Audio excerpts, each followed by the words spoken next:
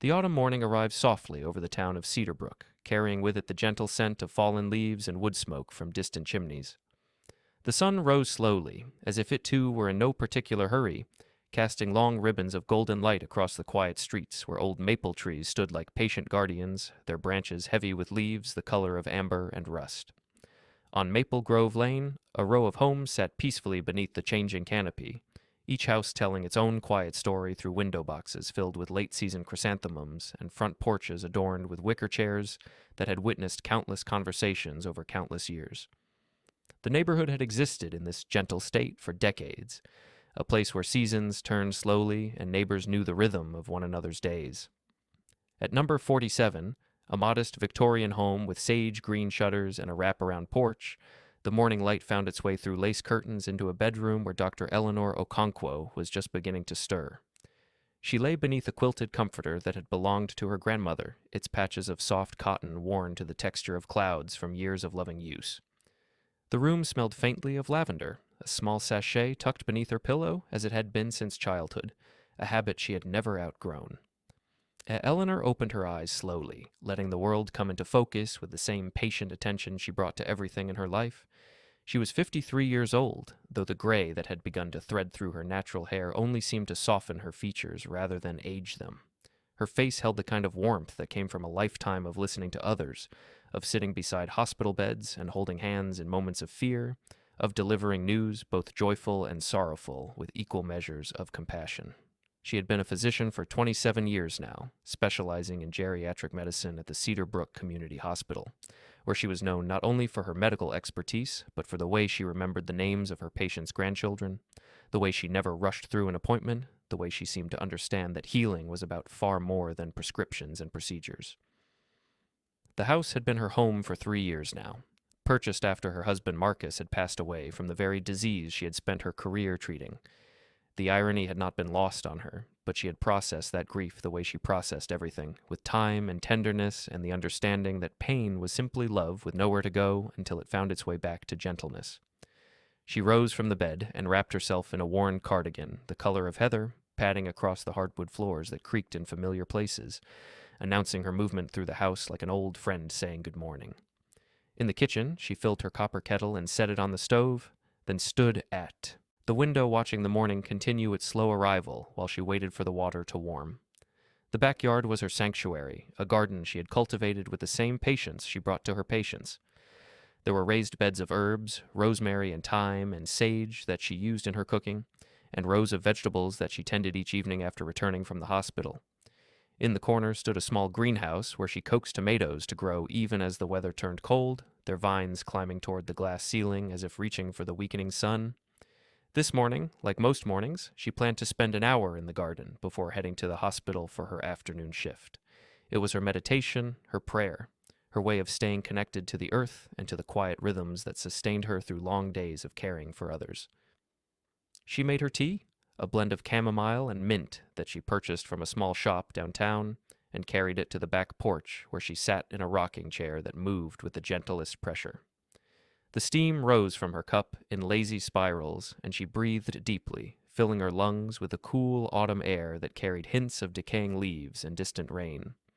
The neighborhood was waking around her. She could hear the Hendersons' dog, an elderly beagle named Biscuit, making his morning rounds of their backyard, his movements slow and deliberate with age. Somewhere a few houses down, a screen door opened and closed with a soft wooden clap. A car engine turned over, coughed once, then settled into a steady hum before pulling away. These were the sounds of community, of lives intersecting in small and ordinary ways, and Eleanor found comfort in them. She had worried, when she first moved to Cedarbrook, that she might feel isolated as one of only a handful of black families in the neighborhood, but she had been raised to believe that kindness was a universal language, and she had practiced speaking it fluently her entire life. Most of her neighbors had welcomed her warmly. The Hendersons had brought over a casserole her first week, apologizing that it wasn't much, but explaining that Mrs. Henderson's arthritis made cooking difficult these days. Eleanor had responded by offering to stop by and check on the older woman periodically, a gesture that had bloomed into genuine friendship over the years. The young couple 3 doors down, the Martinezes, often asked her advice about their children's minor ailments, and she always gave it freely, remembering what it felt like to be young parents navigating the endless worries that came with small children. There was only one shadow that fell across her otherwise peaceful existence on Maple Grove Lane, and it came in the form of her next-door neighbor at number 49. Mrs. Vivian Ashford was a woman in her late 60s who had lived in her home for over 40 years, watching the neighborhood change around her like a ship anchored while tides shifted. She had been widowed young and had raised her 3 children alone in that house, and something about that struggle had hardened in her over the years, calcifying into a rigid certainty about how things ought to be. Eleanor had tried, in the beginning, to befriend her. She had brought over fresh vegetables from her garden, had waved cheerfully each time she saw Vivian in her yard, had offered the same warmth she extended to everyone she met. But Vivian had responded with tight-lipped nods and quickly averted eyes, with an unwillingness to engage that felt less like shyness and more like deliberate distance. Over time, Eleanor came to understand that Vivian's coolness was rooted in something deeper than personality. There were small comments that drifted over the fence, not directed at Eleanor, but spoken loudly enough to be heard, about how the neighborhood had changed, about how certain people didn't belong in certain places, about how property values were surely suffering. It hurt, if Eleanor was honest with herself. It hurt in a tired, familiar way, the way old wounds ache when the weather changes. She had encountered prejudice throughout her life, had learned to navigate spaces where her presence was questioned simply because of the color of her skin. She had developed strategies for coping, for maintaining her dignity, while refusing to let bitterness take root in her heart. With Vivian, she had chosen the strategy of persistent gentleness. She continued to wave, continued to smile, continued to tend her garden and live her life with the quiet grace that had always been her nature. She believed, perhaps naively, that kindness could eventually soften even the hardest hearts, that patience and time could work their slow magic on the walls that Vivian had built around herself. This morning, as she finished her tea and prepared to work in her garden, she had no way of knowing that the day would bring a reckoning, gentle as rain but just as transformative, that would change everything between them. She set down her empty cup and made her way to the small shed at the edge of her property where she kept her gardening tools. The shed was painted the same sage green as her shutters, and inside it smelled of earth and rust and the particular sweetness of aging wood. She gathered her trowel, her gardening gloves worn soft from use, and a small basket for collecting whatever vegetables might be ready for harvest. The garden waited for her, patient and abundant despite the advancing season. Her tomato plants, protected by the greenhouse glass, had produced a final flush of fruit, their skins tight and red and still warm from the lingering summer heat trapped beneath the panels. She moved among them slowly, testing each tomato with a gentle squeeze, selecting only those that gave slightly under pressure, indicating perfect ripeness. It was meditative work, this tending and harvesting, and she let her mind drift as her hands moved through the familiar motions. She thought about the patients she would see that afternoon, Mr. Okafor, who was adjusting to life with a new pacemaker, Mrs. Chen, whose memory was beginning to fade like watercolors left in the sun, young Tommy Peterson, who wasn't so young anymore and was struggling with the early stages of Parkinson's disease. Each of them carried their burdens with varying degrees of grace, and it was her job to help them carry those burdens a little more easily. She was so absorbed in her thoughts that she didn't notice Vivian Ashford watching from the fence line, her face pinched with an expression that mingled suspicion with something harder to name. She didn't hear the soft click of a phone being lifted, the quiet beeps of numbers being pressed. She was simply present in her garden, present with the earth and the plants and the morning air, unaware that a storm was gathering next door. The first she knew of it was the sound of a car pulling up in front of her house, followed by the heavy thunk of a door closing. She looked up from her tomatoes, her basket half full, and saw the outline of a figure in uniform walking up her driveway. Her heart did not race. She had learned long ago that panic served no purpose, that meeting difficulty with calmness was both a shield and a statement. She set down her basket, removed her gardening gloves, and walked around the side of her house to meet whoever had come to visit. The police officer standing in her driveway was a woman, perhaps in her early 40s, with brown hair pulled back in a practical bun and eyes the color of autumn oak leaves.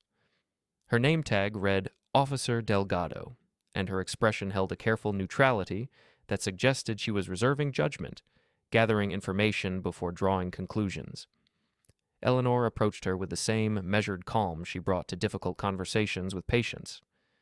"Good morning," she said, her voice warm despite the uncertainty of the situation. "Can I help you with something?"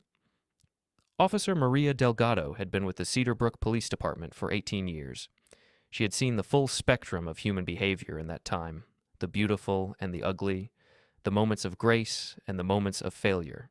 She had learned to read situations quickly, to trust her instincts while remaining open to evidence, to approach each call with what she thought of as compassionate skepticism. This call had come in as a possible burglary in progress. A neighbor had reported someone suspicious in the backyard of a house on Maple Grove Lane, someone who didn't look like they belonged there. The words had carried a particular weight, a coded language that Maria had learned to recognize over years of similar calls that turned out to be nothing more than someone existing while black or brown in a space where their presence was questioned. She had driven to the address with her guard up, but her mind open, and what she found was exactly what she had suspected she might find: a woman in gardening clothes with dirt on her knees and a basket of tomatoes at her feet, looking at Maria with the patient expression of someone who had been through this before. "Dr. Okonkwo?" Maria asked, recognizing her from the hospital where Maria had brought accident victims and overdose cases and all the other emergencies that required medical attention after police involvement. Eleanor's face registered surprise, then recognition, then a soft smile. "Officer Delgado. Yes, we've met several times at the hospital, though I confess I wasn't expecting to see you in my driveway." Maria felt something shift in her chest, a mixture of anger and sadness that she kept carefully controlled. She had responded to the call because it was her job, but she had suspected from the beginning that this was a waste of everyone's time, a manifestation of the fear and prejudice that still lurked beneath the surface of their supposedly progressive community. "I received a call," Maria said carefully, "about suspicious activity at this address. Someone reported seeing a person in the backyard who they didn't believe lived here." Eleanor nodded slowly, her expression shifting from surprise to understanding to something that looked like quiet resignation. "I see," she said softly. "And this concerned neighbor, would they happen to live next door?" Maria didn't answer directly, but her slight glance toward number 49 was confirmation enough. "Well," Eleanor said, her voice maintaining its warmth despite the circumstances, "as you can see, I do live here. Have for 3 years now. I was just picking tomatoes from my greenhouse. The last of the season, I'm afraid. The cold nights will finish them off soon." She gestured toward the backyard, where the small greenhouse glowed in the morning light, its glass panels fogged with the humidity of growing things. Maria could see the basket of tomatoes sitting beside a pair of worn gardening gloves, could see the raised beds of herbs, could see in an instant the complete picture of what had actually been happening here. "I apologize for the disturbance, Dr. Okonkwo," Maria said, and she meant it deeply. "This appears to have been a misunderstanding." "Please," Eleanor said gently, "call me Eleanor, and there's no need for you to apologize. You were doing your job." But Maria shook her head slowly. "There's more to this job than responding to calls. There's also knowing which calls should never have been made in the first place." She paused, weighing her next words carefully. She had been in this situation before, caught between the protocols of her profession and the demands of basic human decency. She had learned that sometimes the most important work of policing wasn't enforcement, but education, wasn't action, but reflection. "Would you mind," she asked, "if I spoke with your neighbor for a moment?" Eleanor considered the question. She thought about the years of cold, shoulders and pointed comments about the weariness of being constantly seen as out of place in her own home. She thought about the quiet anger that lived in a small room in her heart, rarely visited but never completely empty. And then she thought about what she believed, truly believed, about people and change and the possibility of transformation. "I think," she said slowly, "that might be a good idea, but perhaps we could speak with her together. I've found that sometimes understanding comes more easily when people see each other clearly." Maria studied the woman before her, taking in the calm presence, the gentle strength, the grace under what must have been deeply frustrating circumstances. She understood what was being offered, a chance for something more than a warning or a citation, an opportunity for the kind of justice that healed rather than punished. "I think I'd like that," she said. And so, in the golden light of that October morning, the two women walked together across the grass toward the fence that separated their yards, toward a conversation that had been waiting to happen for 3 long years. Vivian Ashford watched them approach from her kitchen window, her hand still clutching the phone she had used to make the call.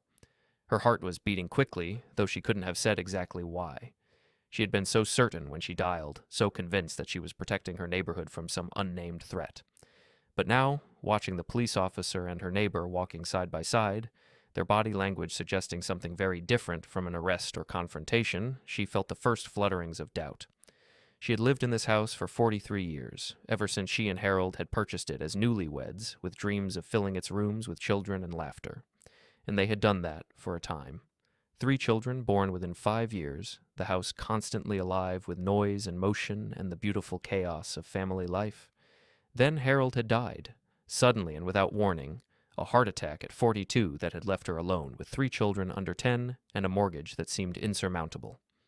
She had survived through sheer force of will, working 2 jobs, pinching every penny, refusing to let her children see how close they always were to the edge. The struggle had changed her. She knew that, could see it when she looked in the mirror, could feel it in the hardness that had calcified around her heart like a protective shell. She had become suspicious of change, fearful of anything that threatened the stability she had fought so hard to achieve. The neighborhood had been her anchor, the one constant in a world that had taken so much from her, and she guarded it fiercely against any perceived threat. When Eleanor Okonkwo had moved in next door 3 years ago, Vivian had felt something shift in her chest, a tightening that she recognized as fear but named as concern. She had grown up in a different time, in a world where certain things were just understood without being spoken, where boundaries were maintained not through laws but through silent agreements. She had absorbed those lessons without questioning them, had carried them through decades like heirlooms she never examined closely.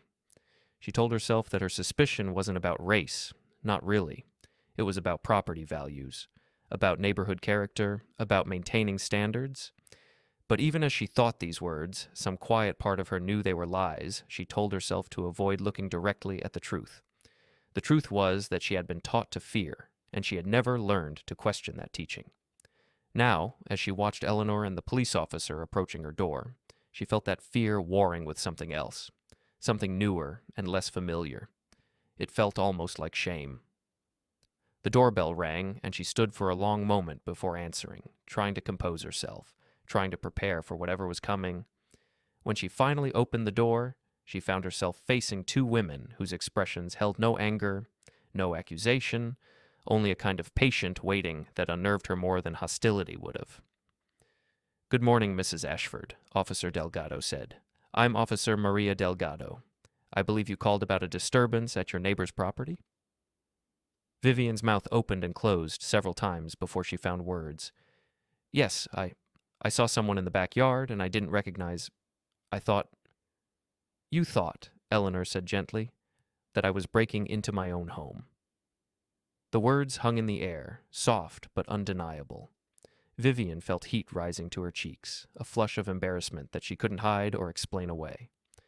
"I didn't know," she said weakly, but even she could hear how hollow the excuse sounded.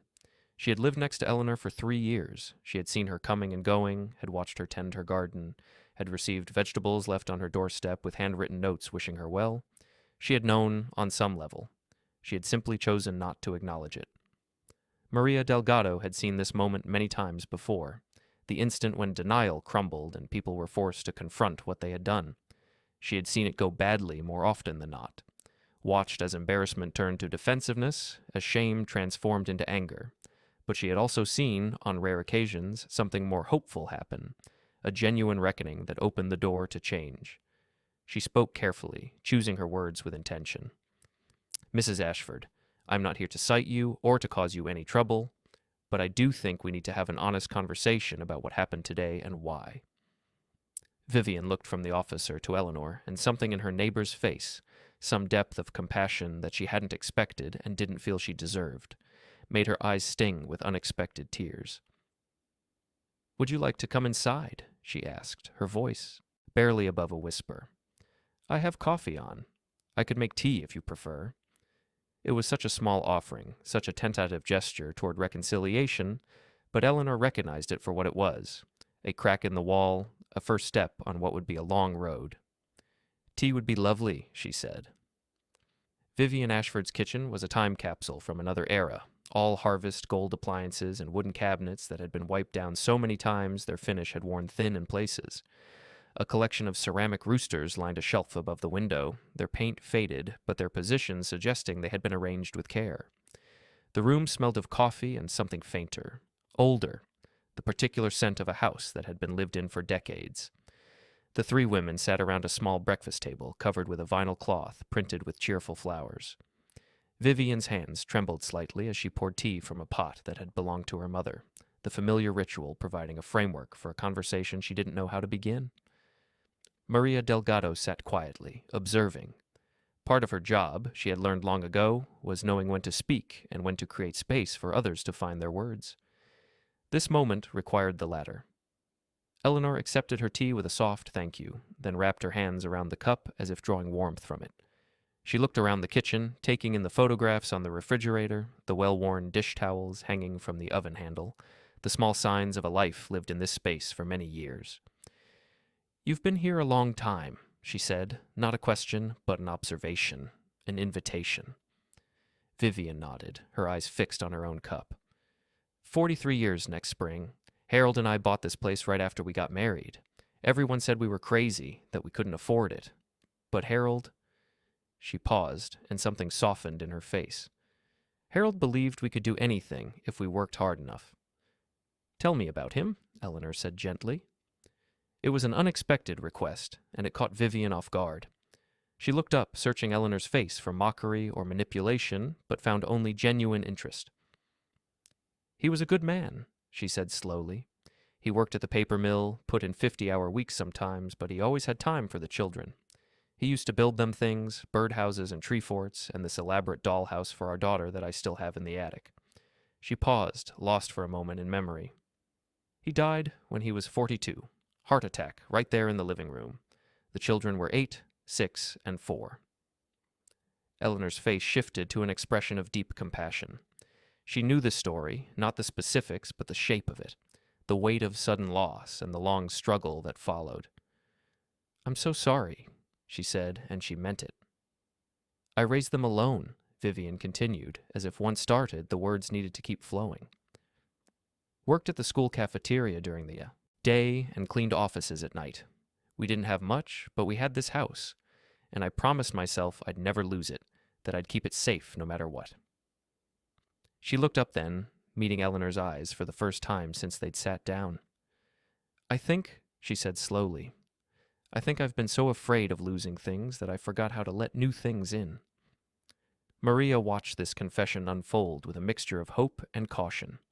She had heard explanations before that were really just excuses, stories designed to evoke sympathy without accepting responsibility, but something about Vivian's words felt different, more raw, more honest. "Mrs. Ashford," she said carefully, "I appreciate you sharing that with us. But I need you to understand something. What happened today wasn't about protecting your home. It was about calling the police on someone for existing in their own space, someone you've lived next to for 3 years. Vivian flinched at the directness, but she didn't look away. "I know," she said quietly. "I know that's what I did. I've known it the whole time, somewhere inside. But admitting it means admitting other things, too, things about myself that I've spent my whole life avoiding." She turned to Eleanor, and her eyes were bright with tears she wasn't trying to hide anymore. "I was raised a certain way," she said. "My parents, my grandparents, they all believed things. Things about people who looked different from us. I absorbed those beliefs like breathing, never questioned them, never even thought to question them." "But you're questioning them now," Eleanor said. Vivian nodded slowly. "I look at you, and I see someone who's done everything right, who's educated and accomplished and kind, who left vegetables on my doorstep even when I was nothing but cold to you. And I treated you like you didn't belong here, like you were less than. And the worst part is, I knew it was wrong. I knew it every time, but I kept doing it anyway because admitting I was wrong meant admitting I'd been wrong my whole life." She took a shaky breath. "That's a lot to face at 68. Eleanor set down her tea and reached across the table, resting her hand near Vivian's without quite touching, offering comfort without forcing it. "It is a lot to face," she agreed, "but you're facing it now. That matters." Maria felt something shift in the room, a softening of the air itself, as if the house was exhaling a breath it had been holding for years. She had come here expecting to deliver a warning, perhaps to explain the legal consequences of making false reports. Instead, she was witnessing something rarer and more valuable: genuine recognition, genuine remorse, the beginning of genuine change. "Mrs. Ashford," she said, and her voice was gentler now, "I'm not going to file any charges today, but I do think this is an opportunity for all of us to think about the assumptions we carry and the harm they can cause." Vivian nodded, wiping at her eyes with a paper napkin from a holder on the table. "I don't know how to make this right," she said. "I don't know if I can." "Making it right isn't a single action," Eleanor said. "It's a practice, something you do over and over, one day at a time. It starts with awareness, with noticing when those old thoughts arise and choosing differently." She paused, considering her next words carefully. "I won't pretend this morning didn't hurt. It did. It hurt in a way that's tired and old and familiar. But I believe people can change, even late in life, especially late in life when there's wisdom enough to see clearly." Vivian looked at her, really looked, perhaps for the first time.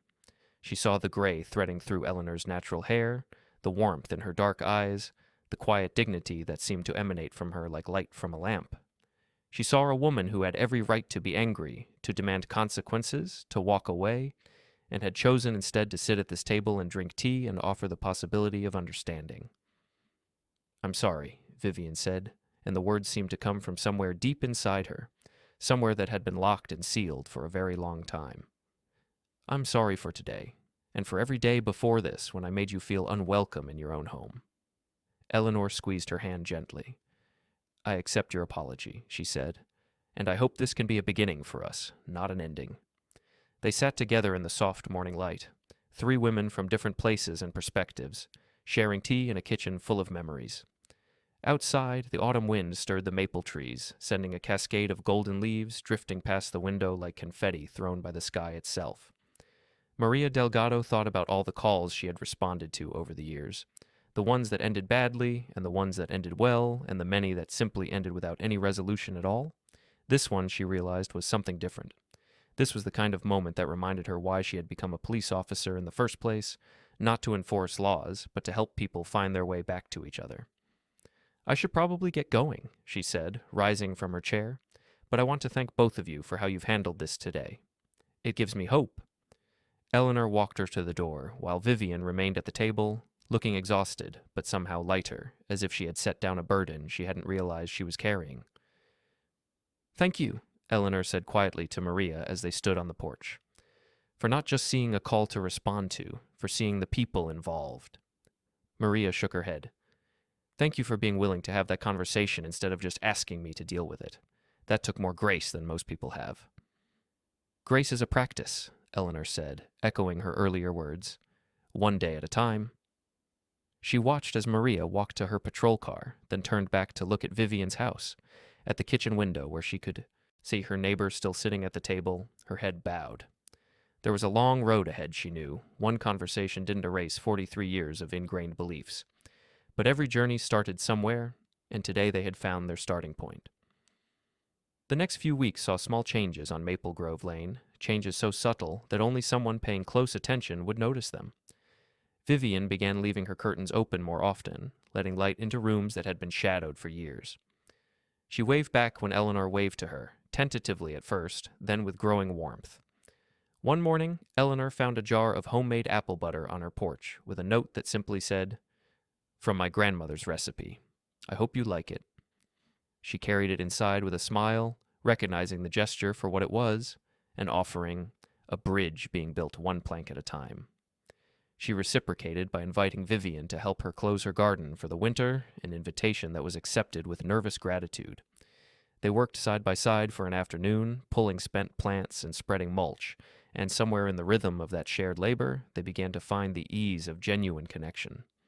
Vivian told stories about Harold as they worked, memories she had kept locked away for so long that releasing them felt like breathing after being underwater.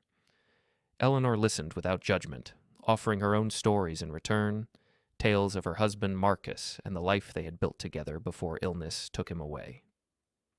"I think," Vivian said as they rested on the porch, drinking lemonade Eleanor had made, "I think I've been so lonely for so long that I forgot what it felt like to have a friend." "Loneliness can make us small," Eleanor agreed. "It can make us see threats where there are only possibilities." Vivian nodded, her eyes distant. "I spent so many years building walls to protect myself that I forgot there were people on the other side who might have helped me instead of hurt me." "The walls can come down," Eleanor said gently. "They're heavy to maintain anyway. Better to let them fall and see what blooms in their place." As autumn deepened into early winter, the transformation continued. Vivian joined Eleanor for tea regularly, their conversations ranging from gardening tips to childhood memories to the kind of philosophical musings that emerge when two people begin to truly see each other. Officer Maria Delgado drove by Maple Grove Lane occasionally, her patrol route taking her past the two houses that had been the site of that October morning's encounter. She would see Eleanor and Vivian sitting on one porch or the other, sometimes joined by other neighbors, and she would feel a quiet satisfaction at what had grown from such a troubled seed. She mentioned the situation to her captain one day, not as a report, but as a reflection on the nature of their work. "Most of the time," she said, "we're just managing problems, keeping things from getting worse. But sometimes, if we're lucky, and if everyone involved is willing, we get to be part of something that actually makes things better." Her captain, a man named Jerome Washington, who had been with the department for 30 years, nodded slowly. "Those are the moments that keep you going," he said. "The ones that remind you why you signed up in the first place." The first snow of the season fell on a Sunday afternoon, large flakes drifting down like feathers from heaven's own pillow. Eleanor stood at her window watching it accumulate, thinking about how snow transformed the world, covering sharp edges and harsh outlines with softness, creating a blank canvas on which new patterns could form. Her doorbell rang, and she opened it to find Vivian standing on her porch, bundled in a coat and scarf, holding a pot wrapped in kitchen towels. "I made soup," Vivian said, somewhat awkwardly. "Harold's mother's recipe. I thought maybe you'd like to share it with me, since it's too much for one person." Eleanor smiled and stepped aside to let her in. "I was just about to put the kettle on for tea," she said. "Soup sounds perfect." They sat together in Eleanor's living room, warm bowls cradled in their hands, watching the snow fall outside the windows. The silence between them was comfortable now, the kind of silence that exists between people who have moved beyond the need for constant conversation. "I've been thinking," Vivian said eventually, "about what you said, about making things right being a practice rather than a single action." Eleanor nodded, waiting. "I called my children," Vivian continued. "I told them about what happened, about the phone call I made and the conversation afterward. I told them I was trying to become a better person, even this late in the game." "How did they respond?" Vivian's eyes glistened. "My daughter cried. She said she'd been waiting 20 years for me to say something like that. She said she'd married a man from the Philippines and had been afraid to tell me, afraid of how I'd react." She paused, taking a shaky breath. "I have grandchildren I've never met, Eleanor, because my own daughter was afraid of me." Eleanor reached over and took her hand, feeling the tremor in it, the weight of regret that was both burden and beginning. "She's bringing them for Christmas," Vivian whispered. "I'm going to meet my grandchildren for the first time, because of what happened, because of what you helped me see." "I didn't do anything," Eleanor said gently. "You did the hard work. You looked at yourself honestly and chose to change. That takes more courage than most people ever find." Vivian shook her head. "You gave me grace I didn't deserve. That opened the door. Everything else followed from there." They sat together as the afternoon light faded, two women who had started as strangers, become neighbors, found themselves at odds, and now were discovering the unexpected gift of friendship. Outside, the snow continued to fall, gentle and relentless, transforming the world one flake at a time. Christmas came to Maple Grove Lane with all the quiet magic of the season. Lights appeared in windows, wreaths adorned doors, and the smell of baking cookies drifted from kitchen to kitchen, carried on cold breezes that made neighbors hurry from house to house with gifts and good wishes. Eleanor was invited to Vivian's Christmas dinner, a gathering that included Vivian's 3 children and their families. She arrived bearing gifts for the grandchildren she had heard so much about, small tokens chosen with care, books about nature for the curious ones, art supplies for the creative ones, a beautiful journal for the oldest, a teenager who was said to love writing. The house was full in a way it hadn't been for years, laughter spilling from room to room, children's footsteps thundering up and down the stairs. Vivian moved through it all with an expression of wonder, as if she couldn't quite believe this was real, couldn't quite believe she had almost missed all of this through her own stubbornness. Her daughter Maya sought out Eleanor in a quiet moment, finding her in the kitchen refilling her glass of wine. "I wanted to thank you," Maya said softly. "I don't know what happened between you and my mother, not all of it, but I know you're part of why she called me after so many years of silence." Eleanor considered how to respond, weighing honesty against privacy. "Your mother is doing her own work," she said finally. "I'm just glad to see her finding her way back to her family." Maya nodded, her eyes bright. "She told me she spent years being afraid of the wrong things. She said meeting you helped her realize that." "We all have things we need to unlearn," Eleanor said gently. "The important thing is being willing to do the unlearning." Later, as the evening wound down and guests began to leave, Vivian walked Eleanor to the door. The 2 women stood on the porch for a moment, looking out at the snow-covered street, at the Christmas lights twinkling in windows up and down the lane.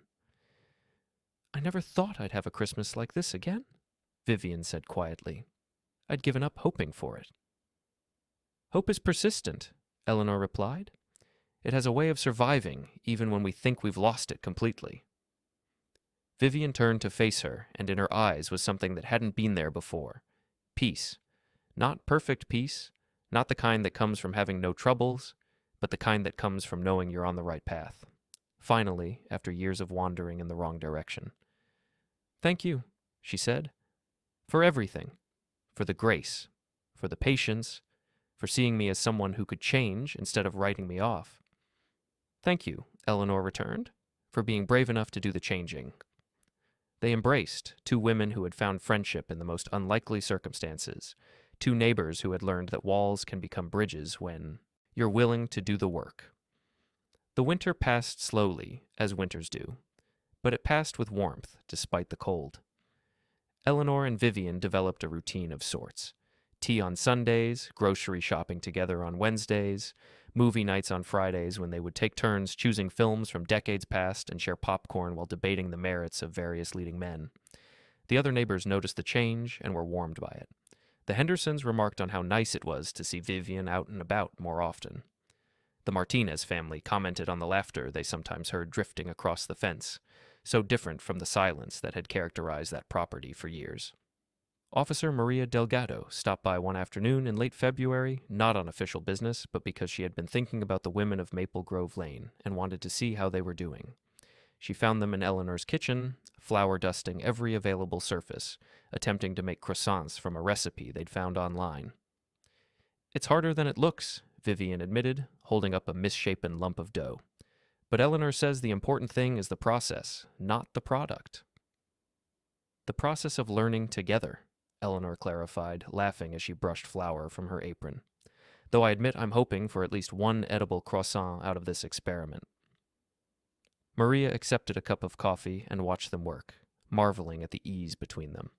It was hard to believe that just 5 months ago, one of these women had called the police on the other, convinced she was a threat. Now they moved around each other with the comfortable familiarity of old friends, finishing each other's sentences, anticipating each other's needs. "I've been meaning to tell you both something," Maria said during a lull in the baking chaos. "I used your story in a training session last month. Not your names, but what happened, how it was resolved. I wanted the younger officers to understand that sometimes the most important thing we can do isn't enforce the law, but help people find understanding." Eleanor and Vivian exchanged a glance, communicating in the silent way of people who have grown close. "If it helps even one person," Eleanor said, "then some good will have come from that morning." Vivian nodded, her expression thoughtful. "I spent so many years causing harm without realizing it," she said. "If my mistakes can help prevent someone else from making the same ones, then at least they'll have served some purpose." The croissants turned out lopsided but edible, and the three women sat together eating them with butter and jam while the winter sun slanted through the windows. They talked about nothing in particular and everything important, about the way communities are built and broken and rebuilt, about the persistence of hope, about the quiet revolutions that happen when one person decides to see another differently. Spring came early that year, the snow melting in March to reveal crocuses already pushing through the soil, harbingers of the renewal that was on its way. Eleanor began preparing her garden for planting, turning the soil and planning what she would grow in the beds that had lain dormant through the winter. Vivian joined her on many of these afternoons, learning the names of plants and the rhythms of cultivation. She had never gardened before, had always seen it as too much work for too little reward, but now she found herself fascinated by the process, by the way seeds became sprouts, became plants, became food for the table.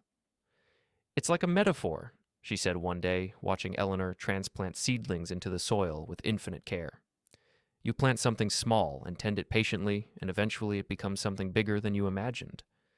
Eleanor smiled, recognizing wisdom in the observation. That's exactly what it is. A metaphor and a practice, both at once. They worked together through the afternoon, and when the light began to fade, they sat on Eleanor's porch with glasses of iced tea, watching the neighborhood settle into evening. Children played in yards up and down the street, their laughter carrying on the warm breeze. Dogs barked and were hushed, screen doors opened and closed, the ordinary music of community life played its familiar tune. "I've been thinking," Vivian said eventually, "about what I want the rest of my life to look like. I spent so many years closed off, afraid, clinging to things that didn't serve me. I don't want to do that anymore. What do you want to do instead?" Vivian considered the question seriously, watching a cardinal hop along the branch of the maple tree at the edge of Eleanor's yard. "I want to be open. I want to keep learning and changing. I want to make up as much as I can for the harm I've caused." She paused. "And I want to keep being your friend.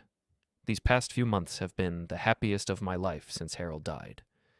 Eleanor reached over and took her hand, feeling the warmth of it, the pulse of life still beating strong beneath the papery skin. "I want that too," she said. "All of it." They sat together as the sun finished its descent, painting the sky in shades of rose and gold. Somewhere down the street, a wind chime sang its gentle song. A cat appeared on the fence, considered them for a moment, then continued on its evening rounds. This was what healing looked like, Eleanor thought.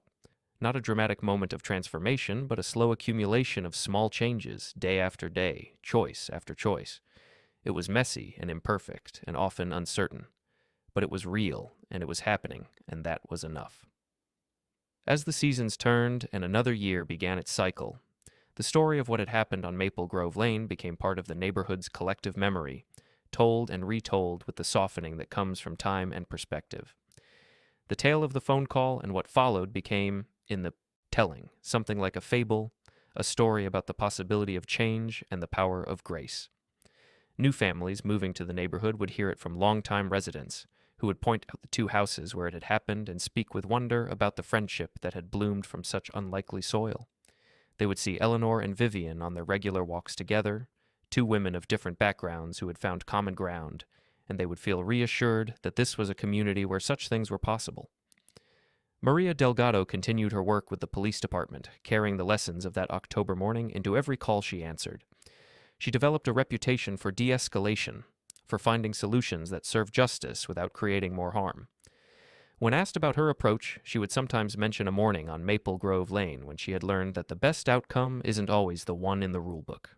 The grandchildren Vivian had thought she would never know became regular visitors, spending summers in the house where their mother had grown up, learning the names of plants in Eleanor's garden, discovering the ceramic roosters on the kitchen shelf, absorbing the love that had been waiting for them, dammed up for years behind walls of fear, and finally released. Eleanor continued her work at the hospital, caring for patients who needed her gentle presence and her expert knowledge in equal measure. She retired eventually, as all doctors do, but she never stopped healing. She simply shifted her focus, tending to her garden and her friendships and the community that had become her home. And on quiet evenings, when the light was soft and the world was still, she would sit on her porch and remember how it had all begun. A morning in autumn, a basket of tomatoes, a phone call made in fear, and the unexpected grace that had transformed everything that followed. The story didn't end, because stories like this never really do. They continue in the choices people make each day, in the walls they build, or the bridges they extend, in the fear they nurse, or the understanding they cultivate. They continue in the children who absorb what they see and carry it forward, in the communities that remember what is possible and hold space for it to happen again. On Maple Grove Lane, the maple trees continued their eternal cycle, budding in spring and shading in summer and blazing in autumn and sleeping in winter.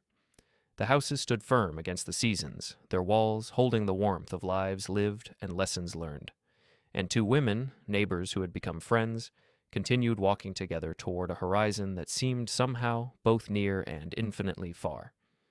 The world was changing around them, slowly but surely, one heart at a time. The night air carried the scent of blooming jasmine as Eleanor settled into bed, her body tired from a day of gardening, but her spirit peaceful. She thought about the journey that had brought her here, to this house, to this neighborhood, to this unlikely friendship that had become one of the great gifts of her later years.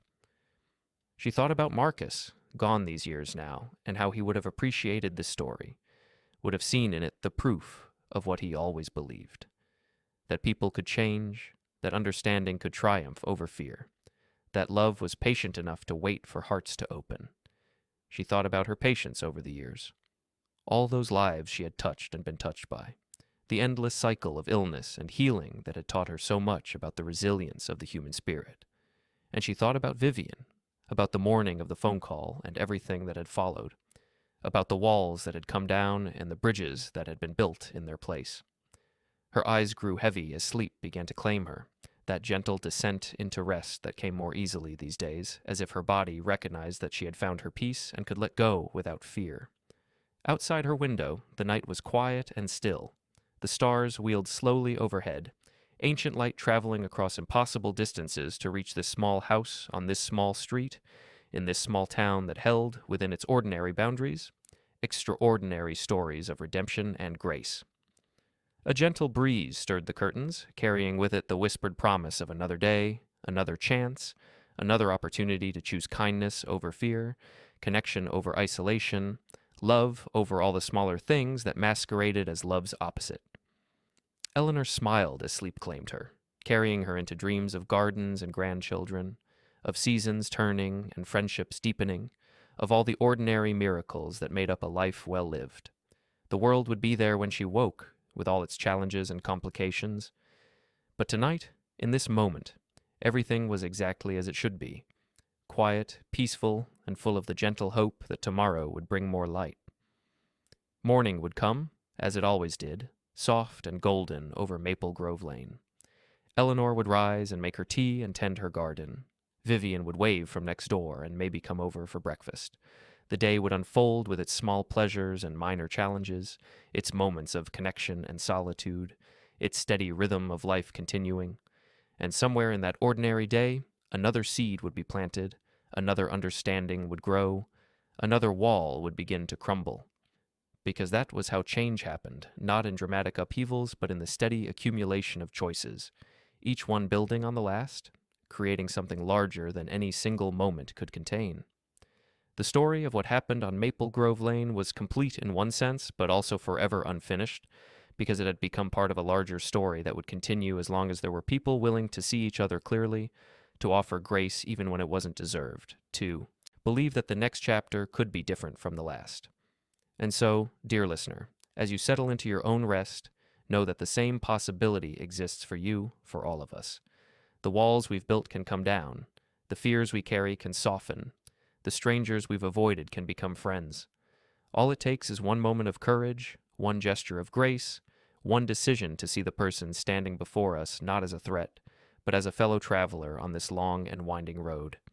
May your dreams be gentle, may your rest be deep, and may you wake to a morning full of possibility, ready to plant seeds of kindness in whatever garden you tend. The night is quiet now. The stars keep their patient watch. And somewhere on Maple Grove Lane, two women who were once strangers, then neighbors, then adversaries, now friends, are sleeping peacefully in their homes, dreaming their separate dreams beneath the same vast sky. Sleep well, dear one. tomorrow is waiting, and it is full of light.